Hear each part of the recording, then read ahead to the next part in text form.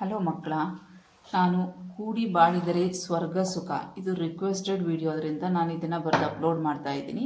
ಇದು ನಿಮಗೆ ಯೂಸ್ಫುಲ್ ಆದಲ್ಲಿ ಪ್ಲೀಸ್ ನನಗೆ ಲೈಕ್ ಮಾಡಿ, ಸಬ್ಸ್ಕ್ರೈಬ್ ಮಾಡಿ ಮತ್ತು ನೋಟಿಫಿಕೇಷನ್ ಬೆಲ್ ಒತ್ತೋದನ್ನು ಮರಿಬೇಡಿ.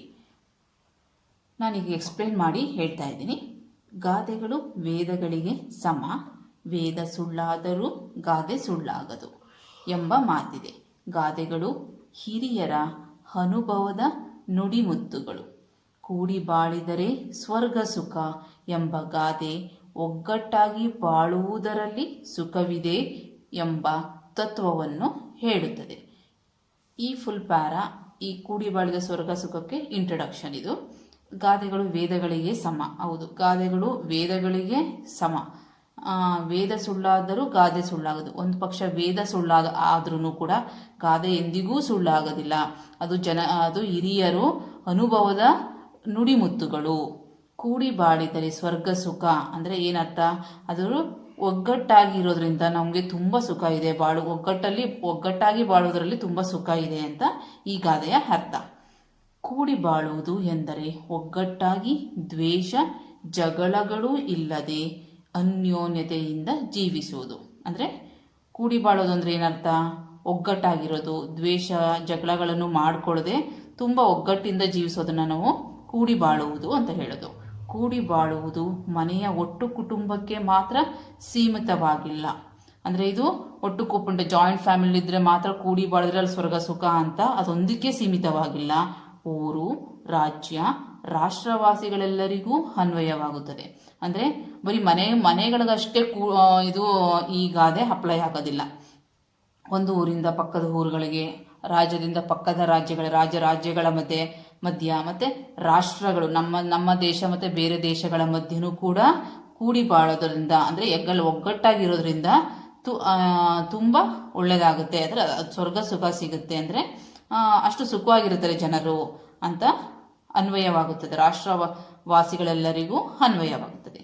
ಮನೆಯಲ್ಲಿ ಹಿರಿಯರಿಂದ ಕಿರಿಯರವರೆಗೂ ಕೂಡಿ ಬಾಳಿದರೆ ಖಂಡಿತವಾಗಿಯೂ ಮನೆಯಲ್ಲಿ ಸ್ವರ್ಗದಂತಹ ಸುಖ ತುಂಬಿರುತ್ತದೆ. ಮನೆಯಲ್ಲಿ ಹಿರಿಯರು ಇರ್ತಾರೆ, ಕಿರಿಯರು ಇರ್ತಾರೆ. ಒಂದು ಒಟ್ಟು ಕುಟುಂಬ ಆಗಲಿ ಏನಿಲ್ಲ, ಒಬ್ರಿಗೊಬ್ರು ಅರ್ಥ ಮಾಡಿಕೊಂಡು ಸಪೋರ್ಟಿವ್ ಆಗಿದ್ರೆ ಅವಾಗ ಏನಾಗುತ್ತೆ, ಮನೆಯಲ್ಲಿ ಒಟ್ಟು ಕುಟುಂಬ ತುಂಬ ದೊಡ್ಡ ಜಾಯಿಂಟ್ ಫ್ಯಾಮಿಲಿ ಇದ್ರೂ ಕೂಡ ಅಲ್ಲಿ ಅಷ್ಟು ಸುಖ ತುಂಬಿರುತ್ತದೆ. ಅದೇ ರೀತಿ ಊರಿನ ನೆರೆಹೊರೆಯವರು, ಅಕ್ಕಪಕ್ಕ ರಾಜ್ಯಗಳು, ನಾವು ಇದು ಮನೆಗೆ ಮಾತ್ರ ಸೀಮಿತವಾಗಿಲ್ಲ ಅಂತ ಹೇಳಿದೀವಲ್ವಾ, ಅದೇ ಥರ ಒಂದು ನೆರೆಹೊರೆಯವರು ಅಥವಾ ನಮ್ಮ ಮನೆಯ ಅಕ್ಕಪಕ್ಕದವರು, ರಾಜ್ಯಗಳು, ಅಕ್ಕಪಕ್ಕ ರಾಜ್ಯಗಳು, ನಮ್ಮ ಸುತ್ತಮುತ್ತ ಇರುವಂತಹ ರಾಜ್ಯಗಳು, ರಾಷ್ಟ್ರಗಳು ಪರಸ್ಪರ ಹೊಂದಾಣಿಕೆಯಿಂದ ಅಗೆತನವಿಲ್ಲದೆ ಒಡೆದಾಟ ಕಾದಾಟವಿಲ್ಲದೆ ಜೀವಿಸಿದರೆ ಎಲ್ಲರಿಗೂ ಸ್ವರ್ಗ ಸುಖ ಲಭಿಸುತ್ತದೆ. ಅಂದರೆ ಪ್ರತಿಯೊಬ್ಬರು ಮನೆ, ಊರು, ರಾಜ್ಯ, ರಾಷ್ಟ್ರ ಎಲ್ಲರೂ ಅಷ್ಟೇ ಹೊಂದಾಣಿಕೆಯಿಂದ, ದ್ವೇಷ, ಒಡೆದಾಟ ಕಾದಾಟಗಳಿಲ್ಲದೆ ನಾವು ಅದನ್ನು ಅಡ್ಜಸ್ಟ್ ಮಾಡಿಕೊಂಡು ಸ್ವಲ್ಪ ಜೀವಿಸಿದರೆ ಅಲ್ಲಿ ಅಷ್ಟು ಸುಖ ಇರುತ್ತದೆ, ಅಷ್ಟು ಸಂತೋಷ ಇರುತ್ತದೆ ಅಂತ ಈ ಪ್ಯಾರದ ಅರ್ಥ. ಒಂದು ಉದಾಹರಣೆ ಕೊಡಬೇಕಾದ್ರೆ, ನೀರಿನ ವಿಷಯಕ್ಕೆ ನಮ್ಮ ರಾಜ್ಯ ಮತ್ತು ಪಕ್ಕದ ರಾಜ್ಯಗಳಾದ ತಮಿಳುನಾಡು, ಗೋವಾ, ಮಹಾರಾಷ್ಟ್ರಗಳ ಮಧ್ಯೆ ಹೊಂದಾಣಿಕೆ ಇಲ್ಲದೆ ದ್ವೇಷದಿಂದ ಹೋರಾಟ ಕಾದಾಟಗಳು ನಡೆಯುತ್ತಲೇ ಇದೆ.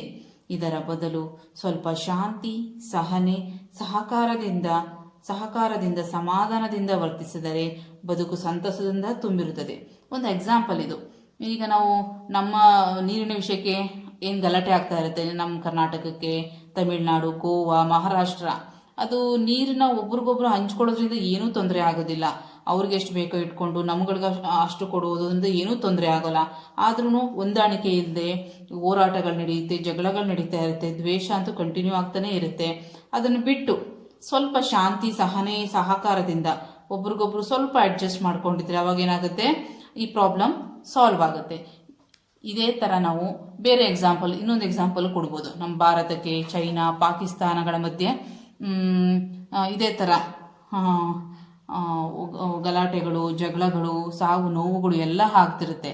ಅದನ್ನು ಸ್ವಲ್ಪ ಅರ್ಥ ಮಾಡಿಕೊಂಡು ಒಗ್ಗಟ್ಟಾಗಿರೋದ್ರಿಂದ ಕೂಡಿ ಬಾಳಿದ್ರೆ ಹೇಗೆ ಸ್ವರ್ಗ ಸುಖ ಅಂದರೆ ಅದೇ ಅರ್ಥ ಅದಕ್ಕೂ ಕೊಡುತ್ತೆ. ನೀವು ಆ ಎಕ್ಸಾಂಪಲ್ ಬೇಕಾದ್ರೂ ಕೊಡ್ಬೋದು. ಇದು ಕಂಟಿನ್ಯೂ ಆಗಿ ಮುಂದೆ ಇದೆ ನೋಡಿ. ಪರಸ್ಪರ ಅಸೂಯೆ, ಹಗೆತನ, ಒಡೆದಾಟ, ಹೋರಾಟ ಮೊದಲಾದವು ಅಶಾಂತಿ. ಪರಸ್ಪರ ಅಸೂಯೆ, ಹಗೆತನ, ಒಡೆದಾಟ, ಹೋರಾಟ ಮೊದಲಾದವು ಅಶಾಂತಿ, ಅಸಮಾಧಾನಗಳಿಗೆ ಎಡೆ ಮಾಡಿ ಕೊಡುತ್ತದೆ.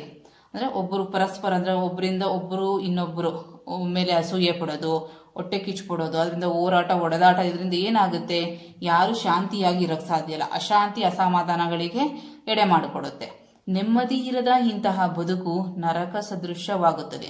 ಇದರಿಂದ ತುಂಬ ಹಿಂಸೆ ಆಗುತ್ತೆ, ಎಲ್ಲರಿಗೂ ಹಿಂಸೆ, ಅವರಿಗೂ ಹಿಂಸೆ, ಆಪೋಸಿಟ್ ನಮಗೂ ಹಿಂಸೆ, ಅವರಿಗೂ ಹಿಂಸೆ ಆಗುತ್ತೆ. ಅದರಿಂದ ಕೂಡಿ ಬಾಳಿದರೆ ಸ್ವರ್ಗ ಸುಖವನ್ನು ಪಡೆಯಬಹುದು. ಜನರ ನಡೆನುಡಿಗಳೇ ಅವರ ಸುಖ ದುಃಖಗಳಿಗೆ, ಸ್ವರ್ಗ ನರಕಗಳಿಗೆ ಕಾರಣವಾಗುತ್ತದೆ. ಇಲ್ಲಿ ಜನರು ಅವ್ರು ನಡ್ಕೊಳ್ಳೋ ರೀತಿನೇ ದುಃಖ ಸುಖಗಳಿಗೆ, ಸ್ವರ್ಗ ನರಕಗಳಿಗೆ. ಸ್ವರ್ಗ ನರಕ ಅಂದರೆ ಒಳ್ಳೇದು ಕೆಟ್ಟದು ಅನ್ನೋ ಲೆಕ್ಕ ಅಷ್ಟೇ. ಇಲ್ಲಿ ಸುಖ ದುಃಖಗಳಿಗೆ, ಅವರು ಒಳ್ಳೇದು ಕೆಟ್ಟದುಗಳಿಗೆ ಎಲ್ಲ ಅವರೇ ಕಾರಣ, ಅವರ ನಡವಳಿಕೆಯೇ ಕಾರಣ.